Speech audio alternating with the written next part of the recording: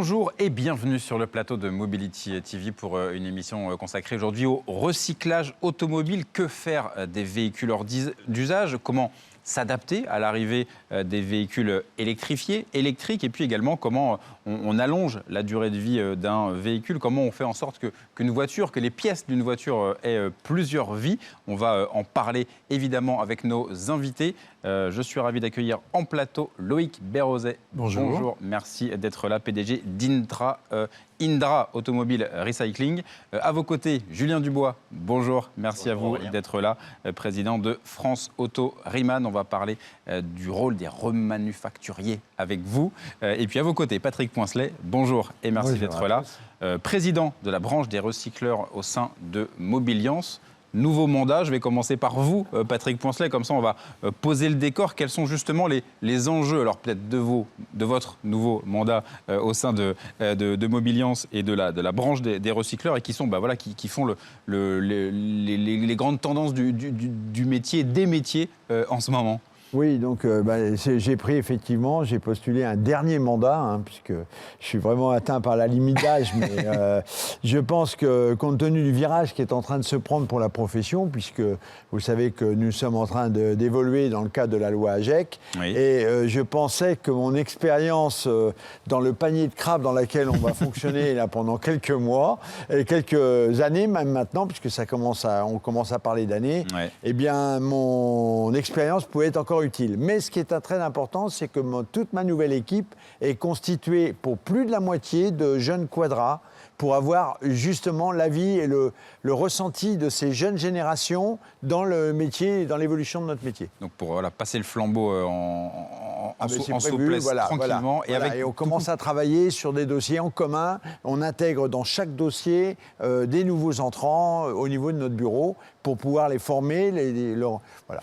Et avec quelles priorités? Quelles sont les priorités du moment? On parle d'électrification, comment on gère, comment on fait disparaître proprement un véhicule hors d'usage. Ça a toujours été le cas, mais là, ça s'accélère forcément? Alors, déjà, il faut penser que tout ce qui est électrification, on a le décalage. Oui. C'est-à-dire qu'aujourd'hui, on rentre que des véhicules qui sont accidentés, qui sont électriques accidentés. Sachant qu'on a une grande majorité, entre autres, de véhicules hybrides. Pas trop, mais notre grande priorité, c'est l'évolution de la réglementation, puisque je rappelle quand même que pour la profession, qui était une profession complètement libre et indépendante jusqu'à aujourd'hui, ouais. Devra, à compter du 1er janvier 2024, avoir signé avec soit un éco-organisme, soit un système individuel, puisque c'est les deux systèmes, pour avoir le droit d'exister. Donc forcément pour nous, c'est une grande évolution de notre profession et une grande inquiétude.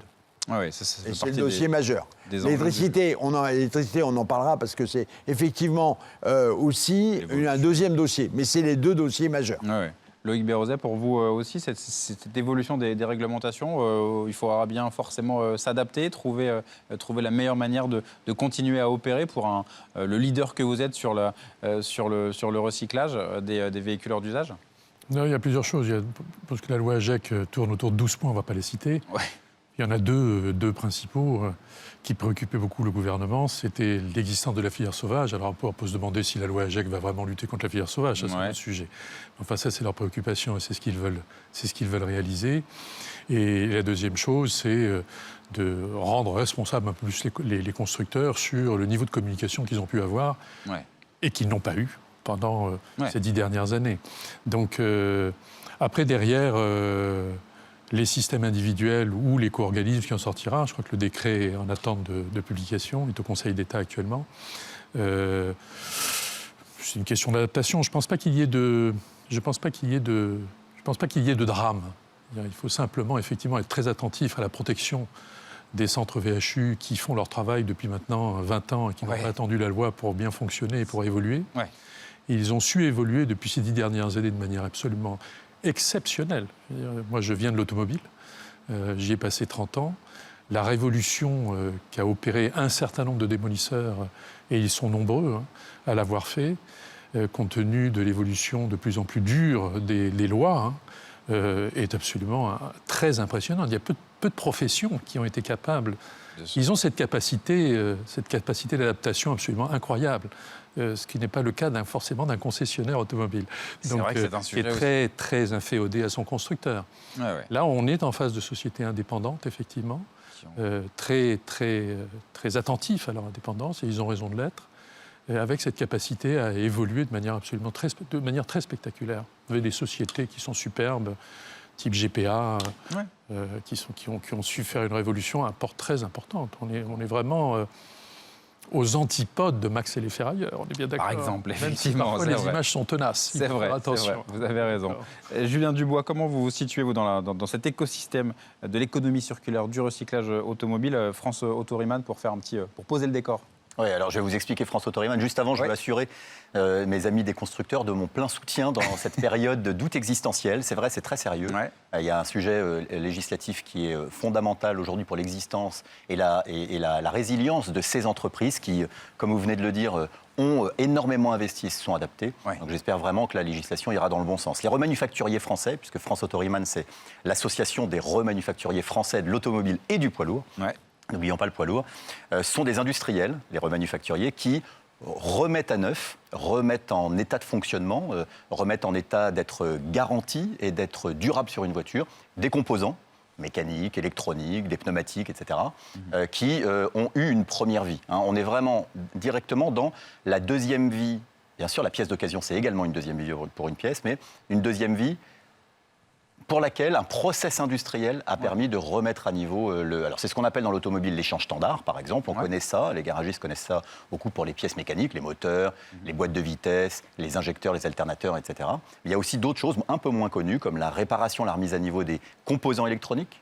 Il y a le rechappage des pneumatiques, qui souffre d'une image un peu dégradée, mais qui reprend du poil de bête, on pourra en reparler, grâce justement à la loi AGEC en particulier. Bref, toute une diversité de composants qui sont aujourd'hui remis à neuf par, et j'insiste, et j'en termine par là, des industriels. Un remanufacturier, c'est un industriel. On ne parle pas d'un atelier qui répare, c'est très bien. On parle d'un industriel qui a mis en place des process pour remettre à niveau des composants. Et faire en sorte aussi que, donc voilà, on parle évidemment de véhicules hors d'usage, mais que la durée de vie de la voiture soit prolongée. On voit sur le marché de l'occasion que les voitures de plus de 15 ans, c'est quelque chose qui fonctionne énormément, beaucoup de transactions. Ça fait partie aussi de cette logique-là. Il y a aussi, alors ça répond à un besoin aussi économique, etc., mais c'est aussi l'idée de prolonger la vie des voitures au maximum. Absolument. De toute façon, déjà depuis des années, la durée de vie, la fin de vie, l'âge moyen de fin de vie d'un véhicule en France, c'est 20 ans. 20 ans, 19,5, 19,8. Donc on est à 20 ans. Ouais. Clairement, et on le dit couramment, on a mais c'est aussi en nombre important, puisque je rappelle que la moyenne c'est 9 ans et autour de 9 ans, la moyenne d'âge des véhicules, ce qui veut dire qu'on a un parc automobile de l'ordre des 17-18 millions de véhicules qui ont entre 10 ans et 20 ans, donc c'est énorme, et qu'il y a un besoin, parce que ces véhicules répondent à un besoin de mobilité pour des populations en général qui ont peu de moyens, donc si on parle d'électrification, on verra que ça leur pose de gros problèmes. Et c'est aussi, et la pièce de réemploi, comme la pièce remanufacturée, est la solution pour eux de trouver une maintenance à un coût raisonnable. Oui, effectivement. Et sur cet aspect-là aussi, sur gagner en fluidité aussi dans le process, ça fait partie de ce qui est en train de se jouer en termes de réglementation. Pour Indra, c'est quelque chose que vous regardez, 600 000 véhicules par an. Forcément, mieux vaut que le process soit le plus fluide possible et que ça puisse le devenir encore plus. Ça fait partie des enjeux. Oui, parce que ça dépend où vous situez la fluidité. C'est la fluidité du démontage, c'est ça que vous êtes en train de... En tout cas, voilà. Oui. Il y a plusieurs choses. Je pense que le centre VHU doit faire face à plusieurs choses. D'abord, à rentabiliser au mieux son entreprise. Et beaucoup, il y a 10 ans, et depuis, ils ont beaucoup évolué sur le sujet. La grosse perte de temps dans un centre VHU, c'est la manipulation des voitures. Ouais. Absolument incroyable. Vous prenez une voiture, vous l'amenez, vous la bougez, vous la remettez. On perd énormément de temps, donc il faut effectivement optimiser ça au mieux. C'est pas toujours très facile, parce que les surfaces sont limitées. Après, dans le démantèlement, le problème, c'est de démanteler rapidement, de manière qualitative, une pièce. C'est pas toujours évident. Je veux dire, quand Une porte, ça pèse 35 kilos. Elle est très belle sur la voiture, vous la démontez. Vous la faites tomber, elle ne vaut plus rien. Elle a perdu énormément de sa valeur. Ouais. Donc c'est dans ce sens-là où il faut être effectivement attentif tous ces aspects-là, à tous les outils que l'on met en place. Et en réduisant l'empreinte carbone et aussi après, du process. Bien sûr, ça fait partie aussi bien sûr. Et après, là où il y a effectivement une révolution, c'est qu'on est passé d'un commerce local, de pièces de réemploi, hein, 10 km autour, hein, et on va au comptoir, on discute avec Robert sur est-ce que cette pièce va aller, ben, écoute, essaye-la, tu reviens si ça ne marche pas, etc., à un marché national, un commerce vraiment national, à travers les sites, les plateformes de pièces de réemploi. Bien sûr. Et là, vous vendez en aveugle, c'est-à-dire que derrière, il faut que la pièce arrive en temps et en heure, première chose, et deuxième chose, que ce soit la bonne. Ça correspond chaque pièce La particularité dans la pièce de réemploi, c'est que chaque pièce est unique. Une porte bleue, ce n'est pas une porte rouge. Oui, ça vient de la même voiture. C'est un style, mais voilà. Et elle n'a pas le même aspect. Donc tout ça doit être parfaitement...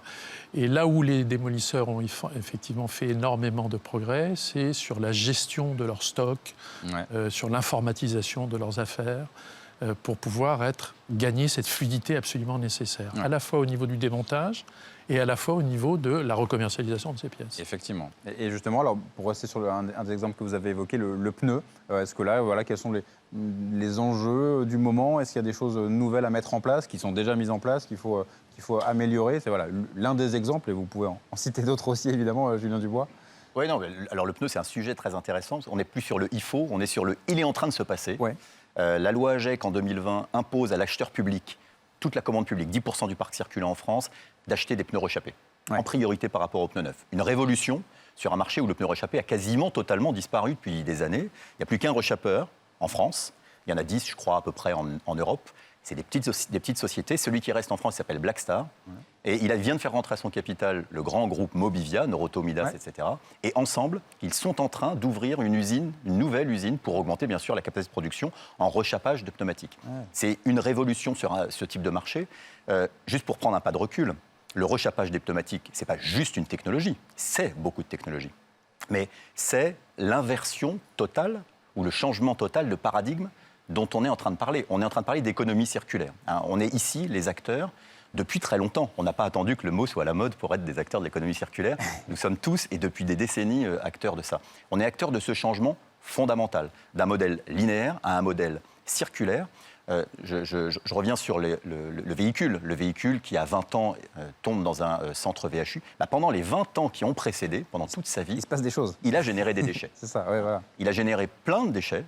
Tout au fil de son entretien, des changements de pièces, etc. Je ne parle même pas de la consommation de carburant, c'est un autre sujet, mais tout l'entretien du véhicule a généré des déchets. Ces déchets, je vous le dis, je le dis à tous ceux qui m'entendent, ces déchets nous intéressent, nous, remanufacturiers, puisque ce ne sont pas des déchets, mais bien des matières premières, pour les faire retravailler, leur redonner une nouvelle vie, sans passer par la case recyclage matière, qui est finalement aujourd'hui la case, tout passe au recyclage. On ne jette plus rien dans la nature, fort heureusement.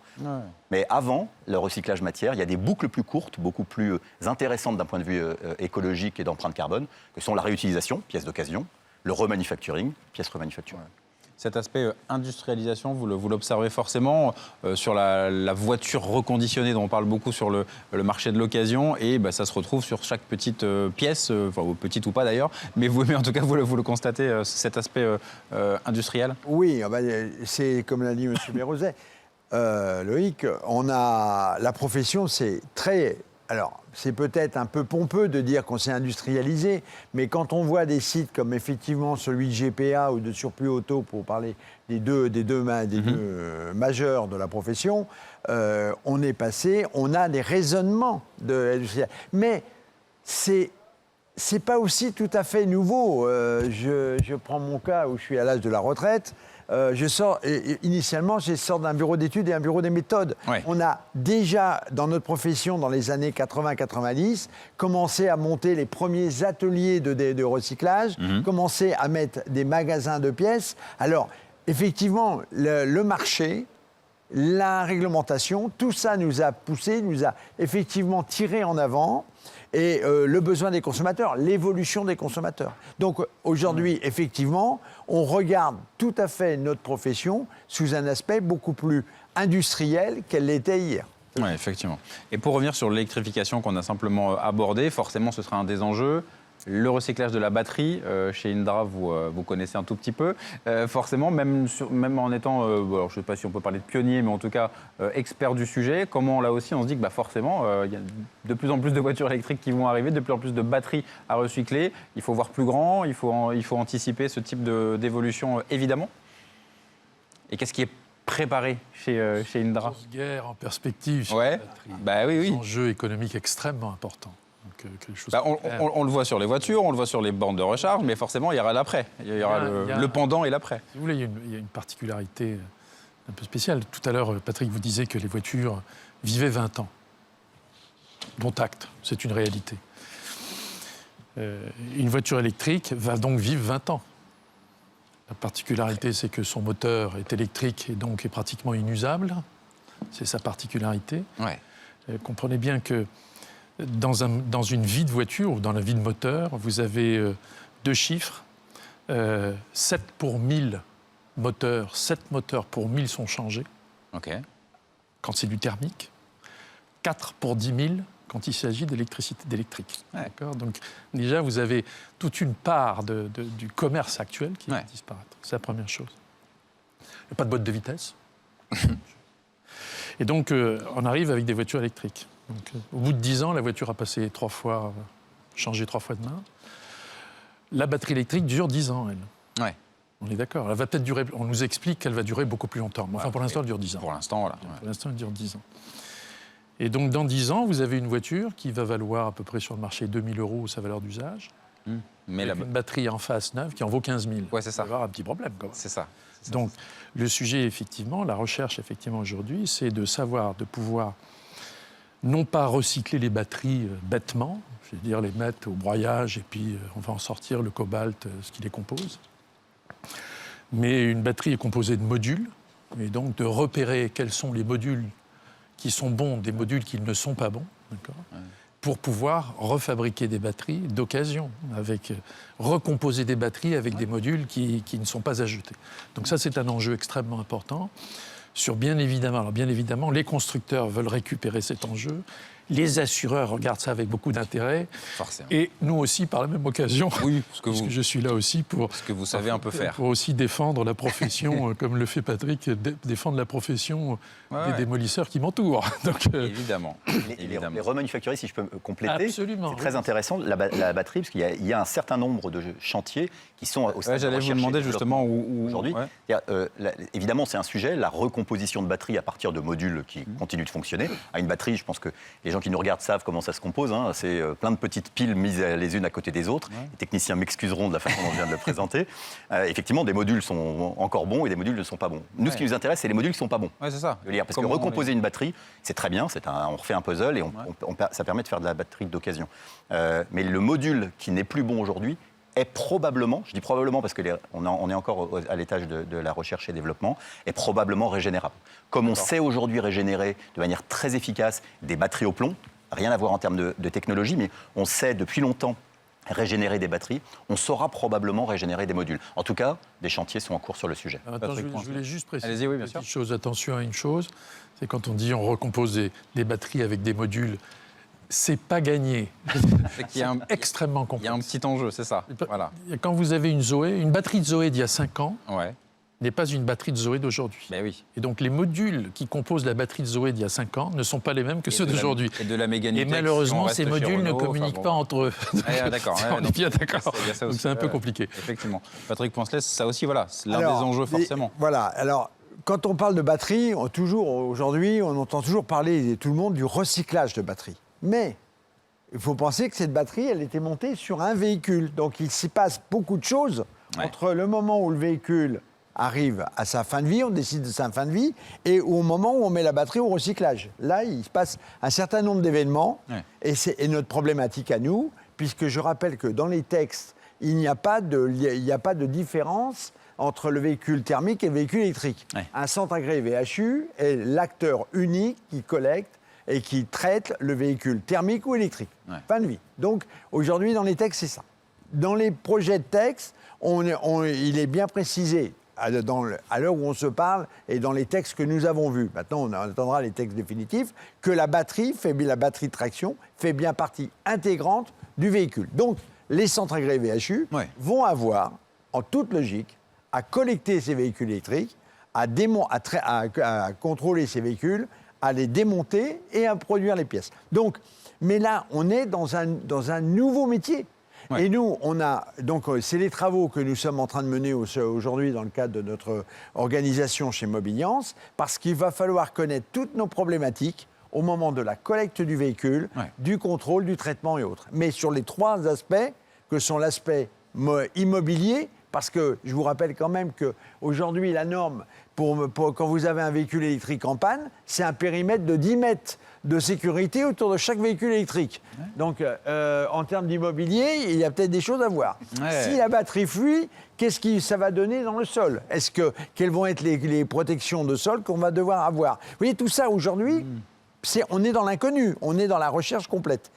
On est en mobilier, quels sont les outils, les équipements qu'on va avoir, qui vont être nécessaires ? Ouais. Est-ce qu'on va pouvoir collecter avec le même camion un véhicule thermique qu'un véhicule électrique ? On ne le sait pas. Aujourd'hui, si on regarde les Autrichiens, pour citer qu'eux, ils ont des camions avec des caissons pour pouvoir mettre le véhicule électrique. Parce que je rappelle quand même que la grosse problématique du véhicule électrique, c'est l'incendie, quand même, qui est un problème majeur. C'est un risque. Et on a la formation. Puisque nos démonteurs, aujourd'hui, on a des formations qui sont mises en place, mais surtout, soit pour la mise en sécurité du véhicule, mais toutes les phases, aujourd'hui, n'ont pas été étudiées. Donc, on est en train de travailler aujourd'hui avec un gros dossier que nous sommes en train de faire, mené avec l'INERIS, pour voir toutes les problématiques que l'on va avoir de sécurité tout au long du parcours de ce véhicule, et quelles vont être les formations qu'on va devoir mettre en place pour que nos équipes et nos techniciens soient parfaitement en compétence pour pouvoir répondre à ça. Donc, la véhicule électrique va ouvrir aussi des nouveaux métiers. Tout ça, ça va être un grand bouleversement quand même pour nous. Et Loïc Bérozet, cet aspect de sécurité, il existe forcément déjà chez Indra, mais forcément, il faudra le développer, s'adapter comme vous l'avez dit. Ce n'est pas des mêmes types de batteries. Est-ce que du coup, les risques sont différents ? Ce sont des sujets qu'on connaît bien. Ça fait 10 ans qu'on les pratique. Et donc, du coup, ça va On travaille beaucoup avec un de nos actionnaires, qui s'appelle Renault, sur le sujet. Oui. Donc, et sur le transport des véhicules, on connaît très très bien le sujet. Ça n'est pas les mêmes camions. Je réponds tout de suite à Patrick. Ce ne sont pas les mêmes camions, parce que c'est considéré comme étant des déchets dangereux. Donc, d'accord. On a une double législation qui vient se positionner là-dessus, qui est à la fois le transport de déchets dangereux, qui répond à une réglementation particulière, et à la fois la réglementation des VHU qui répond à une autre. Donc, les deux se cumulent, donc c'est toujours un peu compliqué. Maintenant, c'est vrai que là où je rejoins Patrick, c'est qu'il n'y a pas de drame non plus. Là aussi, il faut garder raison. La batterie est un élément. On forme les pompiers, on forme les policiers sur le sujet. Quand il y a des voitures qui sont accidentées sur la route, il faut faire attention. Donc ça fait partie des évolutions. Je dis facilement, le thermique, on vit depuis 100 ans avec, donc on a l'habitude d'avoir un peu de. On sait qu'il ne faut pas fumer à côté d'une voiture qui a eu un accident. Bon, sur une batterie, on a peut-être le droit de fumer, ça c'est autorisé, mais on ne peut pas mettre les doigts n'importe où. Il faut faire attention.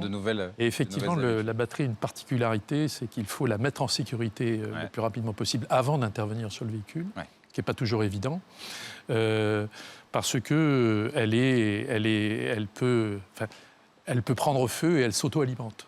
C'est un peu particulier là-dessus. Vous plongez une batterie dans une piscine, vous la ressortez de la piscine, elle reprend feu. C'est ça que ça veut dire. Donc, elle a cette capacité à reprendre feu. Mais là, encore une fois, c'est pour ça qu'il faut la mettre en sécurité.